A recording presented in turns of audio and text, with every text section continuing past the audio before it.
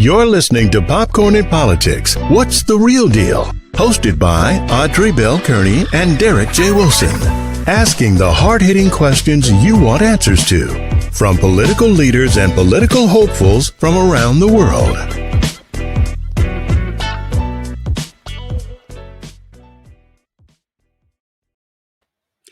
Good afternoon, everybody. I'm so happy to be here with you today. Hope you had a wonderful Thanksgiving. I did. So I did some traveling and got a chance to spend some time with my aunt. This was the first Thanksgiving ever in my life that I did not spend with my mom, who I lost earlier this year. But it was a real nice holiday. Got a chance to spend to my brother, myself, my daughter, my granddaughter. We went to Albany, Georgia, where we're from. That's our home. Shout out to all my peeps in Albany. Got my cousins came over. It was a great time. I miss my mom dearly. My nephew was there, but we still had a wonderful time. My aunt, who lost her husband before my mom passed from COVID, they both died from COVID, my uncle and my mom. So my aunt had lost her husband first, then my mom passed after that. And so she said that was like one of the best holidays she's had, since last year. We lost him early last year, like when the pandemic first hit. He passed away in I think it was March. So he passed away at the beginning at the height of the pandemic when it first kicked off. And then my mom passed in January of this year. So it was still very nice. And I miss my mom dearly because she would have been, in her heaven. It's Thanksgiving. She loves Thanksgiving. But we still had a wonderful time. So I'm grateful and thankful that we did. Hope you guys had a wonderful time as well. I know a lot of you went out Black Friday shopping, and that's what Derek is right now. I'm gonna blow up his spot. He's out shopping right now with his family, who flew in to spend holiday with him. So he's out there. So you got me today, and I could possibly have a guest coming on. Hopefully I will. To talk about how things are done a little bit, how things are going in Texas, because that's where she is, and how it looks similar to where we are here in Georgia. But before we get on with that, we got some races, y'all. We got some stuff going on. We got Donna McLeod, Lucy McBeth, Carolyn Bardo, all running for Congressional District number 7. Yes, I was surprised. I was surprised when Donna decided she wanted to run for that seat as well.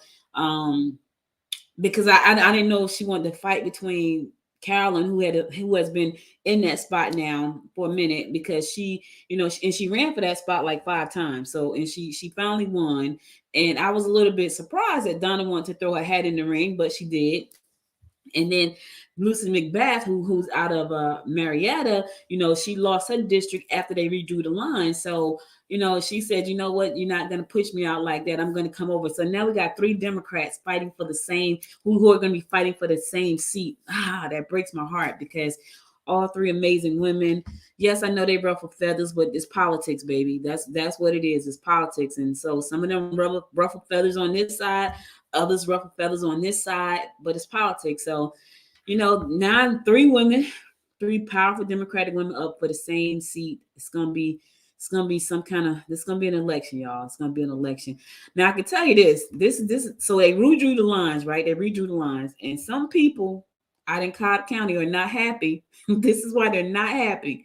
They're not happy because the new map pairs Greens. That's Margaret, by the way, just in case. Marjorie, what's her name? Marjorie Taylor Greene. They put part of Cobb is in her district. Yeah. So a lot of people are not happy that Marjorie Taylor Greene, they may have to have her in their district. They're not happy. Yeah, they're not happy. So she says the diverse swath of Southwest Cobb, where she lives, long held by the Democratic side, U.S. Representative David Scott, was abruptly rerouted because of the GOP control. So now she'll be soon to be represented. She's going to be, Marjorie Taylor Greene is going to be up in that area. So a lot of people are not happy about that. And I don't, because, she's a little bit out there. She's way out there on the left side over there she's way out in space for real, like aliens and vampire sucking people and just out there. She's out there. So a lot of people are just not happy about the fact that she is going to be, she could possibly be representing them. She was a strong supporter of Trump. She said, she believes in a lot of things that I don't think make sense. But hey, what do I know? But when they redo them lines, they shook up some things. I ain't gonna even lie, they shook up some things. And if you go look at the map right now, it says out of 11 counties in the 14th district, Cobb is the only one that is partially in the district where she's going to be sitting. So her county right now, Marjorie Taylor Greene, is Paulding County, Polk County, Floyd County, Gordon County, Chattanooga, um, Walker, Murray, Whitfield, Catoosa, Dade, and then a part of Cobb. It's a little bitty part of Cobb right there. And a lot of people just aren't happy that she could have any kind of say so, yeah, in their area. But it's politics. It's politics, and that's where we are. Um, I'm just surprised at how things are going. It's going to be interesting to see, how this all plays out because of the way the lines have been redrawn. I think that a lot of people um, are not. I hope people go out to vote. Let me say that because I know a lot of people feel like, you know what, I'm not going to vote, but you got to go out and vote. No matter who's in your district right now, you have to go out and vote because your vote matters, your vote counts. And so if you do not go out and vote, that's just like voting for the other person. I'm just going to tell you like it is. It's like voting for the other person. So you want to make sure that you go out and vote. Now, the runoff is coming up for the Atlanta mayor election. Yes, is coming up Tuesday. Tuesday is a runoff. And so Dickens and Moore, they are head to head, and that's going to be interesting to see how that rolls out. You got people who love her, people who love him, people don't like either. It's all of that is going on, right? It's crazy. There's also a runoff for the council president. There's going to be a runoff for Atlanta Council President. That's coming up also on Tuesday. So right now, two well-known figures in Atlanta politics with very different backgrounds and breadths of experience of facing a runoff to decide who will hold Atlanta's number 2 elected post. That's going to be coming up this Tuesday, too. The outcome of this election for the city council president will set the tone for how the city's legislative body operates over the next 4 years. On the ballot are veteran city councilwoman Natalie Mosby Archibong, who has represented East Side District on the council since 2002, and Doug Shipman, the former president and CEO of the Woodruff Arts Center and the founding CEO of the National Center for Civil Rights and Human Rights. While the contest has been made fewer headlines than the higher profile mayor's race Tuesday, this is a big race as well because that's the number 2 seat. So that's going to be coming up this week too. It's just a lot. Politics are rough, y'all. And I think about when you put your life on the line to serve the communities that are around you. You do put your life on the line. You put your life out there for people to scrutinize everything you do, to watch everything you do. I was reading a story earlier, and it's so crazy because so this was a story out of Minnesota, and I have to share this because I was reading this earlier. I just thought it popped up on my phone, so I get CNN news alerts, and this story popped up on my phone. So this is a story about a young lady who moved to some part of Minnesota. She said it was her dream. She and her husband's dream place to live. They built a house. They thought they were going to live there forever. So she ran for school board. Speaking of school board, we know that Everton Blair has stepped down. He said he will not step down. He said he will not be running for re-election. We want to see what his plans are too. But anyway, this young lady decided she wanted to run for the school board. Now, what was interesting is that her kids were homeschooled. So, a lot of people saying, why does she want to run? Her kids are not even in school. Well, she had some things that she felt about education and she felt like she could be a major a help to the system. So she ran and she won, and she served in that position. Well, she served in that position pretty well until the pandemic hit. Then people started to show their true colors. Right? Their real colors. She's a Republican. She said that, she did a lot with their Republican agenda, and they flipped on her. They flipped on her because I guess she was one of the ones that said, we feel like the kids should wear masks. Now her kids weren't in public schools. So you got one half of the group that says, I want my kid to wear a mask. And the other half of the group said, I don't want my kids to wear a mask. Whether the side that did not want their kids to wear masks, which was highly Republican, they flipped on her and they put her family business out in the universe, and they threatened her child and all kinds of craziness. So she had a child who had transgender, who had, I don't know what you call it, but it's when it's called not identity crisis, it's gender identity something. I forgot what you call it. Anyway, she had an 8-year-old who had a identity gender identity issue going on. Not an issue, but it was who she was. And when people found out about that, they flipped on her. And they flipped on her to the point where she felt like her children were in danger. You know, she didn't know who to trust.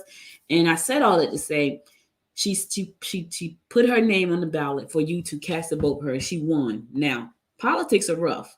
And so when I see these people saying, you know what, I want to run for this office, I want to run for that office, I give kudos to all of them because you put your whole life out there for people to look at and scrutinize.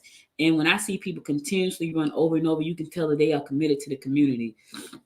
And so there's going to be a lot going on. So make sure to watch the elections. The runoffs coming up this Tuesday. Also, be sure to go to vote because your vote really does matter and count.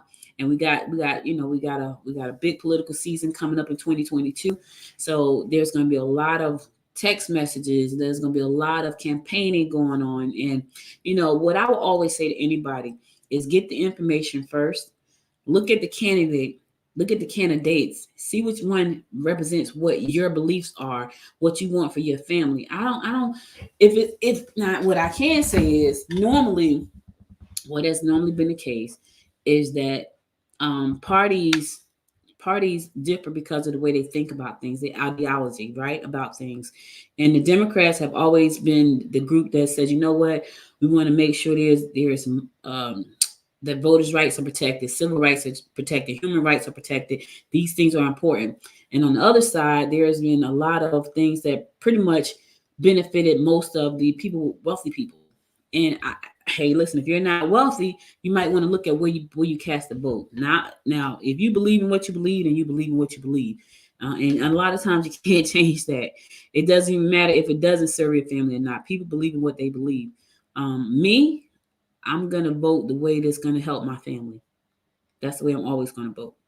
And so if for some strange reason one party flips and it's going to help my family more, that's the way I'm going to vote. Is that going to happen? Probably not.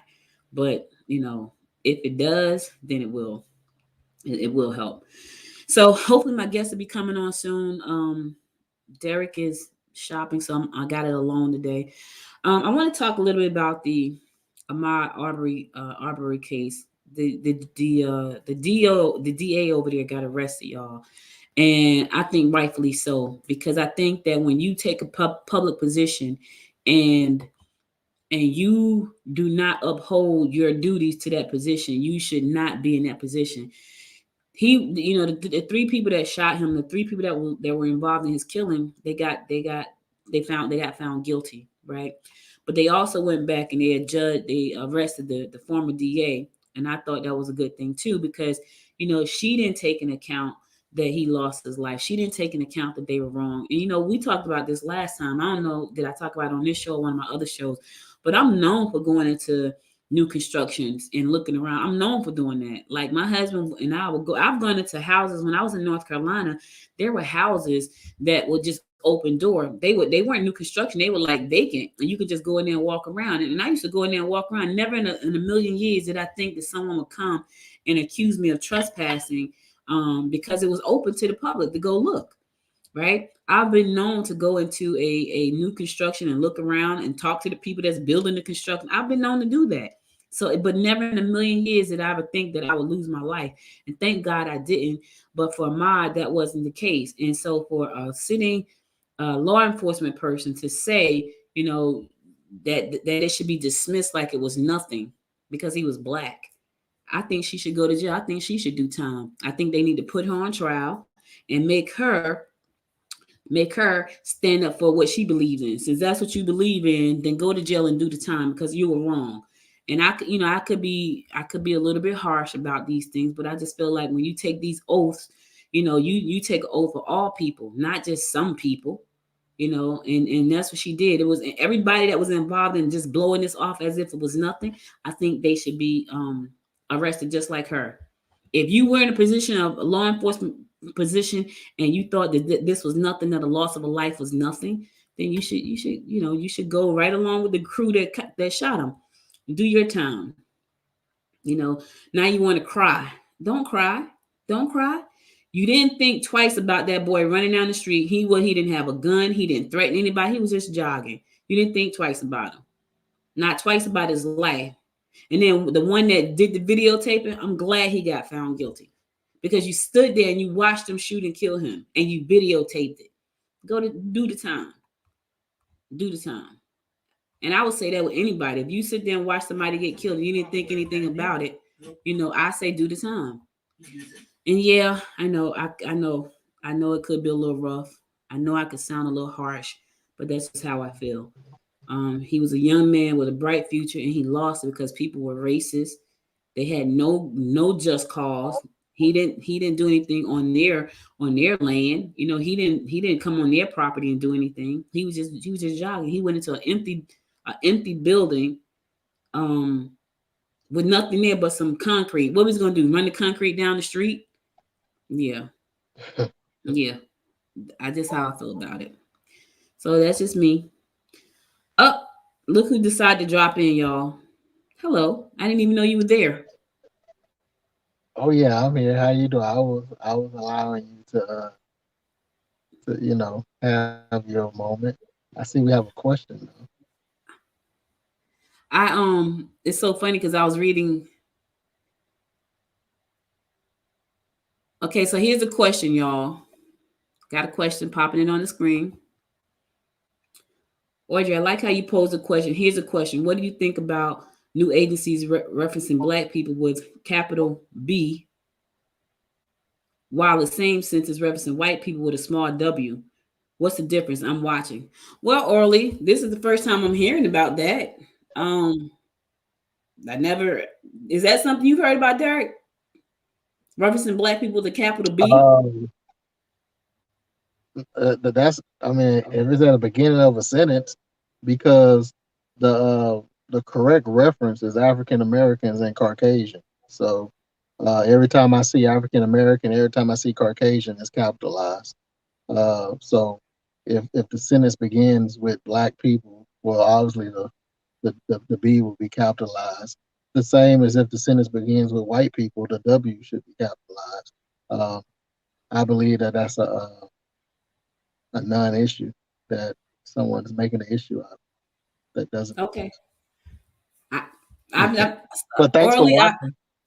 thanks for watching. Yeah, I've never I guess I've never paid that any attention. So, because to me, black and white are colors, so they're both lowercase unless they begin a sentence. So Right. never. Now, if there is a situation where the words are being used as pronouns, as in blacks or whites, then it should be capitalized in accordance to the context of whatever is being used as. But you know, blanket statements like that, if you're able to provide some substance, that'd be great. But I don't see an issue. I mean, you know, Orly said I the don't see an reference issue. is in mid sentence. In miss. So Orly, are you saying that? Are you asking because there is a paragraph or something written and the word black was capitalized and the word white wasn't? Is that what you're saying? Because I'm a little confused. I'm just not sure. And are you referring to one grammatical error in an article, or are you referring to something that you have seen on an ongoing basis? And if that's the case, would you please provide us the links, and we'll be happy to Okay, review them. here we go. He I has. mean, but I think, Okay, here's this. I It think say, and the Associated Press, NBC, Mhm. Walpole, and the majority of news agencies use a smaller and larger font. Really? Okay, so I didn't know that. So that is well, I guess it really is based on those organizations uh rules, I guess, and regulations. Because I never paid that any attention. I don't think I've never paid it any attention, to be honestly. I really haven't. So Washington Post, thanks. No, thanks for chiming in and letting us know. It said, I'm referring to what has become an editorial trend. Okay. Well, that's something now I have to go look out for. I have to go check that out because I really never even paid it any attention. Not at all. Now, they will be interested to see what, NBC and the Associated Press and the Washington Post would have to say about that, but I personally have never paid it any attention. I didn't even know it was an editorial trend. Listen, we have a lot of trends orally. So much has been going on until I'm not surprised that there are people who are changing a lot of things we do. Do I see them all? No, I cannot, because just when Derek popped in, I was right in the process of reading a story to share with you guys. And I heard his microphone because I thought he was shopping. Are you finished shopping? Derek is taking advantage of all the sales that's going on right now. I didn't do any shopping. I went out to dinner yesterday with my nephew for his birthday. And when I tell you that we passed the Belk and the line was around the corner of Belk. And I was like, so my husband goes, is something happening over there? I was like, yeah, it's a sale. There's a sale going on. And yeah, it was a sale, but everybody was doing their shopping. All right, so Councilwoman Arnetta Murray is joining us from Texas. Let's bring her into the stream. Good afternoon, Councilwoman. How are you? I am great. Look, not presentable, so don't put me on the screen too much. Well, your camera's off, so only thing we see is a circle of you. Unfortunately, I would love to have had you on screen because we are streaming live on a bunch of platforms.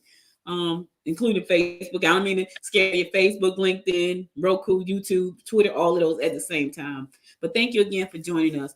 There's a lot going on in politics right now, and I know you're in the great state of Texas, and I just wanted to talk to you about what's happening in Texas. I know over here in Georgia, they have redrawn a lot of lines, and there's a lot going on. I just talked about a story where we have 3 Democratic women running for a really powerful seat for the congressional district number 7, and all of them already hold positions in the state. Now they're going to be running against each other because of the way the lines are redrawn. So I just wanted to find out what was going on in your neck of the woods. If you can shed some light on how things are going over there for you guys.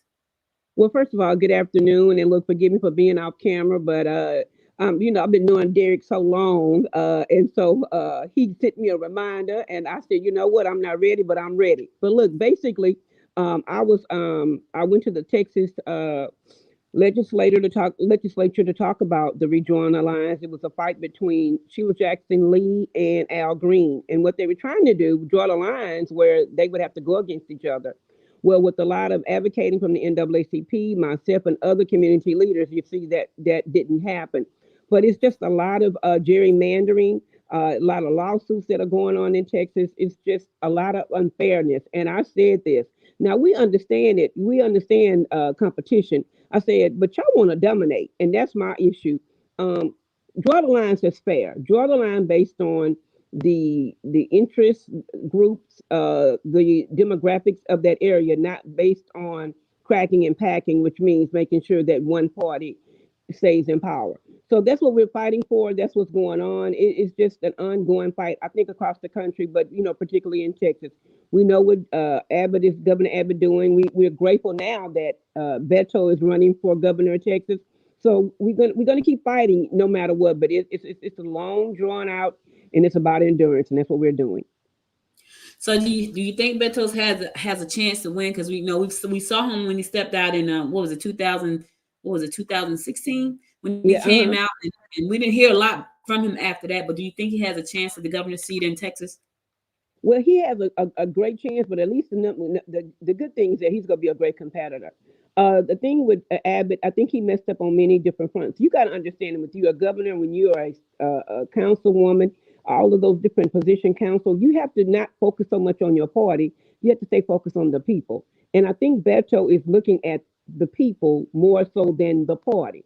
And I think with the right organizational status, as well as apparatus, if you will, he can win it, but it's going to take a lot of work, because we know that some of these Republicans are going to cheat. And you can tell about what's going on now. In our United States, I keep telling people, look at the judges, the way they're setting up the judges, they're making it where the election can be called. And so we got to start holding these judges accountable, blasting them, going viral against them. That's when things have changed. We, the people, have the voice, not the party. It's we, the people. And I think a lot of times that's where they lose it at. And I think for me personally, I feel like if you're gonna run, if you're even thinking about running for a position, I think you should start campaigning at least a year out, like straight out, maybe 3 or 4 years if you can do it. Because I feel like if people get to know you, then they know when it's time for them to go to the polls that, okay, I saw this person, they were out there, they were fighting for me. Absolutely. We know Betos because he, when he ran in 16, but there are a lot of people that jump out there, Councilwoman, you know this, they jump out there Yep. like 3 months before, and they think people are supposed to vote for them. They don't have no idea what you've done, who you are, who you know what I mean? What do you bring to me? Because I personally, I talk about this all the time. I'm going to vote in the direction that's going to support my family. I'm going to vote in the direction that's going to make sure that when it's time for me and my family to go to and take advantage of things that need to be taken advantage of, that I'm going to vote with the party that's on the same page with me. But if people don't have a clue about who you are, how do you expect them to vote? That being said, do you think the turnout is going to be good when it's time to go to the polls? Because I think for a lot of folks, they're probably just tired of politics at this point. They really are. What I found out in when they were joined, especially in Texas, when they were having all these voter restriction or integrity laws in place, it gave people a sense of lost hope. But we had people such as myself, NAACP person, Pastor James Dixon, a lot of leaders across. That's why, let me tell you something. Running for office, when you win, that's when you got to work. It's not, people think that when you win, you're supposed to sit on your laurels. No, you got to go into other counties, work with other counties, help. That's why I'm going to say this and I'm done. A lot of people for Thanksgiving want to get out and help people. I'm not saying you shouldn't do that. But see, because I've done it the whole year, one day we're going to make a difference for me. You got to be, it's ongoing. It's ongoing. So, yes, people are very much disenchanted because you got people changing the laws. I said, you got people that's making the laws that's using the laws against us now. So you're absolutely right, but you got to keep feeding people, keep talking to the people. When they see me not giving up, that gives them hope. So I've shared on and I've talked on different platforms. I'm not happy with the way things are going, but I'm still fighting, and you're gonna still hear my voice. So you're right, you can't give up. It's so funny you say that. There are people that are changing the rules, like right here in Gwinnett County where I am. Gwinnett has been in the news since 2016 Yep. because it's been in, and we are still in the news. And so right here in Gwinnett County, we had a Republican who decided he was going to bypass the normal step and have add more commissioners to our board. We have a board. We have 5 commissioners right now. We have 4 commissioners and a chairwoman who is the first African American to hold that seat in 200 years ever. Yep. And so he decided to bypass the normal process and do his own thing and have more seats added, and what they said, if you're going to bypass and omit the rules and regulations, we're going to do the same thing. So we're going to set up a whole set of new, parameters of it, which they started to do that. When they did that, he backed off a little bit. Well, we're going to table this and come back at the beginning of the year. So I said all that to say with the past administration, I feel like that administration told people we can do what we want to do. And that's what people have literally been doing. And I don't know how we get people to go back to doing things the way they're supposed to do. What's your thoughts on that? My advice is if people like me and you and Derek and other people that are across the country, you have to, just like I look at these dance videos and I love them on Instagram, but I'm an educator. So I always think, okay, if they can make this go viral, how will we make other stuff go viral? We have to keep it before the face sociably of people. If you keep doing that, and somebody is going to tag on and see that, and it's going to grow. I am a firm believer in that. But the thing is, I'm going to say this, and I know it's not politically correct. Our politicians are not doing their job. So we, the people, have to do the job for them. That's how you do it. You put them on blast. If you keep blasting people, putting them on blast social media wise, showing proof of what they're doing, showing proof of what they're not doing and what they should be doing, then they're going to be held accountable. But right now, they're doing what they want because nobody's saying anything. I'm gonna be honest. The Democrats are not saying nothing. I teach my kids and adults. I say, if you don't say nothing, that means you're okay with it. That's and right. If you're not gonna do nothing about it, at least walk away from it. That's the problem. So that's what I think you were sharing with asking. We have to now. when I see something that's not right on social media, okay, of course I fact check it, or I do something or whatever, do my due diligence. Then I post it. This is not right, and then I tag 20 other people on Twitter, and guess what? It's getting ready to go somewhere. That's how you get, and you get people attention that way. That's what you got to do. Yeah, I think when that representative decided to just take matters into his own hands, our commissioner stood up and said, you know what, we're not going to stand for this, and they took a stance on it, and they Yep, decided they would come up with their own way of doing things, and I think that's what kind of gave him pause because you're just going to bypass the normal process and do things your way, and then we're going to bypass the same process and do it our way because we can. absolutely. But you showed us that you don't care about the process, then why should we care about the process? That But and so But no, you're yeah. right. But who started that process like that? Trump. So guess what? He's emboldened people. And I tell people, I say, guys, if they're going hard, you can go harder, but you can do it in a classy way. You Hmm. don't have to be angry and aggressive, but you can darn show stand your ground. And like Marjorie Green, Representative Green, Representative Bombard, that was talking negative against our Representative Omar about being a Muslim. I say, guys, if you don't say nothing on Twitter, if you don't go hard on Twitter, they go think it's okay. Because if you let me share this with you, tag it to CNN. Everything I do, Queen, I tag it to CNN. In NBC, CBS, I tag all their wrongness. Because guess what? Then I look up and guess what? They eventually talking about it on CNN. That's what we gotta do. So, That's a good idea. right, make it. Let me say this, and I'm gonna be done. In the county of Texas, we have 279 counties, right? Hmm. But you only have 150 representatives. I said, guys, doesn't it make sense to you? You got to get more representatives because we're already in the hole. We don't have enough representatives with the growth of our country. We need the growth of representatives to make sure that we are they're doing their part to help our constituents or the people that live there. And I think that's the problem. It's common sense to me because maybe I'm an educator, but they're not looking at it common sense wise. So that's what we got to do. Wow, that's I didn't we know Texas was big, but Jesus, 279 counties, that's huge. Right. But 150 representatives, you already in Yeah. the hole. I told somebody that, and they were like, yeah, that is true. Okay, but what are you going to do about it? We're already in the hole. So you do the same thing in your area, in the Georgia. How many counties do you have in Georgia? Then look at how many state representatives do you have. If you have more counties than representatives, how do you expect to get anything done? Yeah, So that's a lot. so yeah. So now there's a Go ahead. question here. It says, if anybody's thinking about running for office, and we know there are a lot of newcomers here in Georgia, we got a lot of young folks saying, you know what, I'm about to jump in this game. I need to Good. represent. What is it that they should know? What any kind of if they're interested, what is some advice you would give them? Because you do this thing, and I can tell you do it. Some advice you can tell them. Queen, you got to get involved. I heard Derek Muhammad tell me. I said, "How do I get involved?" You just got to start getting involved. You got to start being at different events. I tell people you can Google anything. If you want to know an event that's going on, homelessness was going on, where Google that and be a part of that. The more people see your face and they see you out there, then they know that you're genuine. And you have to be a person. Not, I'm gonna say this, you you just can't focus on your party because everything Democrats do ain't right and everything Republicans do ain't wrong. So you got to focus on the people and what are the needs of the people, and you meet them where they're at. One thing they can say about Miss Murray, she gonna be out there making sure that when they have the food bank, I'm helping with the food bank, loading cars, making sure. But I've been doing that for a year.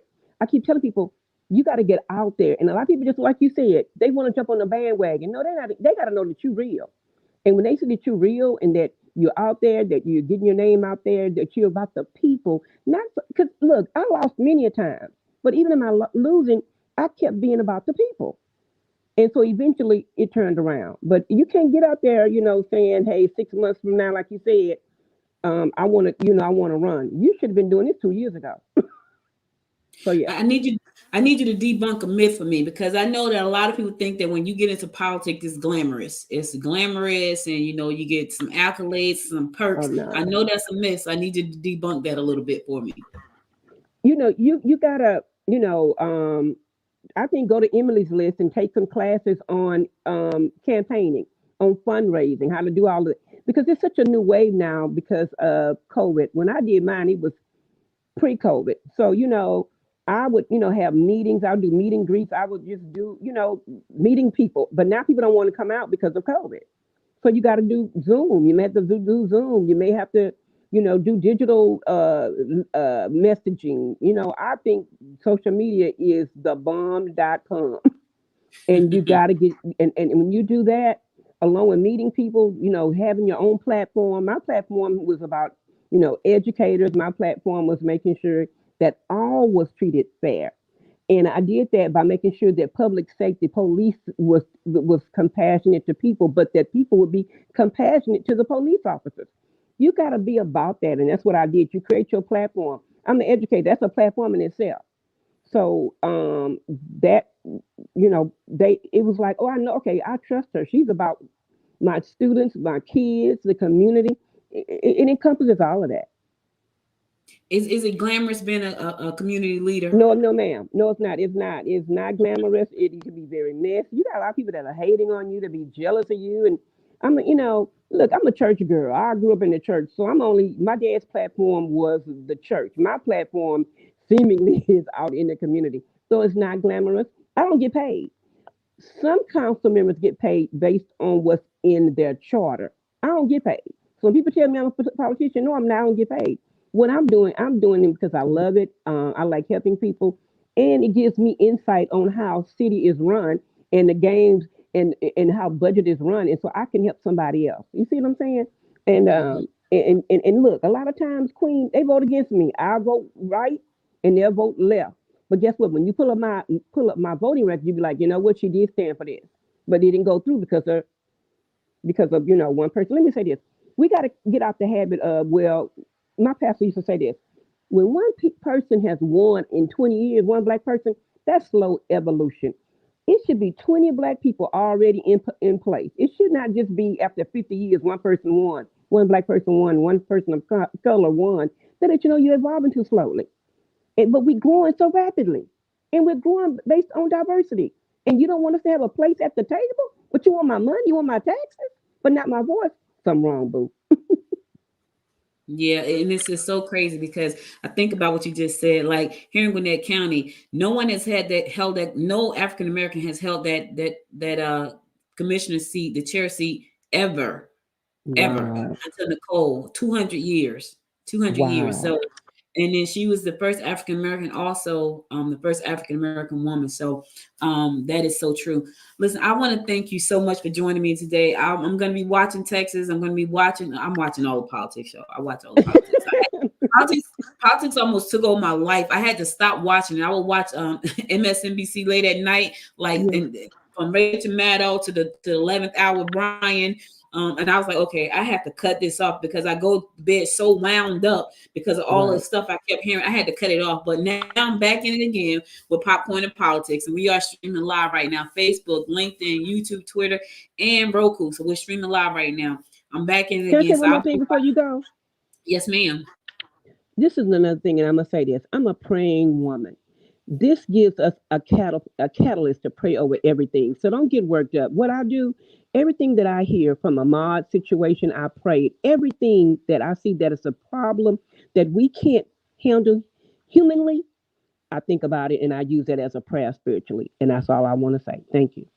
Well, you know what? I'm gonna take some advice from you on that. I need to pray before I do this show because I was reading an article and I came on straight irritated. I should have prayed first. So I'm gonna take some advice from you and pray before I come on and do this show sometimes, because sometimes I get on here and I'm all wound up because I see some things that just don't make sense to me. And I ask myself, how could they think like that? And why would they do those type of things? And and it comes out on the show. I don't mean it to come out on the show a lot of times, but I just be so annoyed with some of the way people do things. So I need to pray before I do this show from now on. I think I would definitely do that. So thank you for sharing that.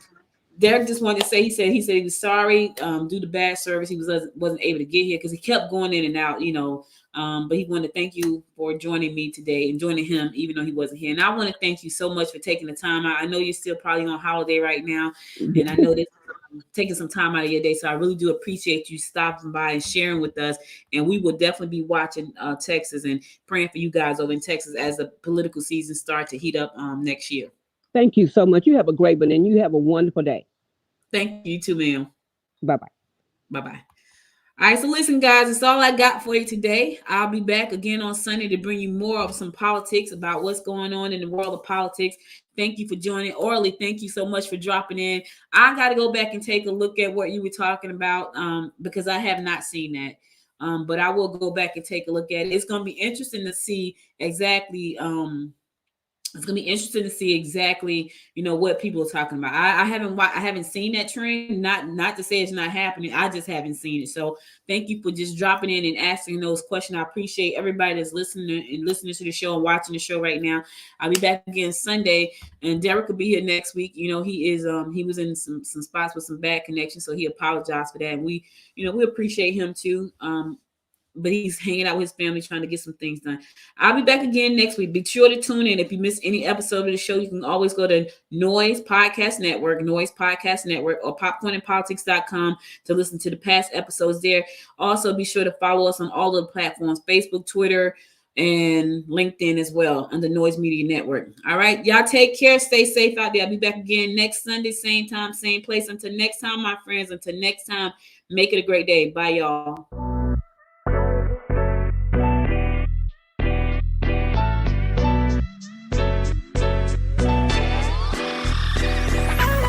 You've been listening to Popcorn in Politics. What's the Real Deal? Hosted by Audrey Bell Kearney and Derek J. Wilson. Be sure to subscribe to the show and share it with your family and friends. To support the show, visit us on the web at www.popcornandpolitics.com. Connect with us on Facebook at Progressive Popcorn and on Instagram at Popcorn Politics Podcast.